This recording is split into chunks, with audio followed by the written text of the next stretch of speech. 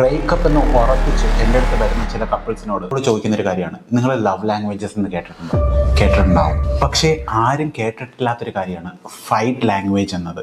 അതായത് നിങ്ങൾ തമ്മിൽ എന്തെങ്കിലും അഭിപ്രായ വ്യത്യാസം ഉണ്ടാകുമ്പോൾ എങ്ങനെയാണ് നിങ്ങളത് പ്രകടിപ്പിക്കുന്നത് എന്നുള്ളത്. പ്രധാനപ്പെട്ട 5 ടൈപ്പ് പറഞ്ഞു തരാം. 1, ദ സൈലന്റ് കില്ലർ. എന്തെങ്കിലും ഒരു പ്രശ്നം ഉണ്ടെങ്കിൽ ഫുൾ ശ്മശാന മൂകത എന്ന് പറയില്ലേ, അതേപോലെ സൈലന്റ് അപ്രോച്ച്. 2ാമത്തെ ടൈപ്പാണ് ട്രെയിൻ ഡ്രൈവർ ടൈപ്പ്. ഈ ട്രെയിനിൻ്റെ ബോഗി ഒന്നിനു പുറകെ പോകുന്നത് പോലെ അവരുടനെ സ്റ്റേറ്റസ് ഇടുകയോ സ്റ്റോറി ഇടുകയോ ചെയ്യും.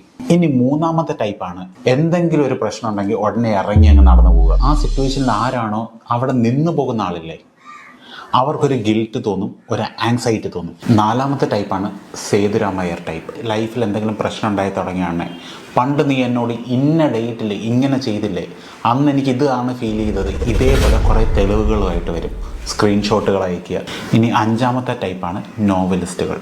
നീളൻ പാരഗ്രാഫ് കണക്കിന് ഇങ്ങനെ അയച്ചുകൊണ്ടിരിക്കും, ഞാൻ എൻ്റെ വിഷമമാണ് പറയുന്നത്. ഈ ഫൈറ്റ് ലാംഗ്വേജിനെ പറ്റി അറിയാവുന്നത് കൊണ്ട് തന്നെ നിങ്ങൾ തമ്മിൽ വഴക്കിടില്ല എന്നർത്ഥമില്ല. Find your fight language, send this to your partner.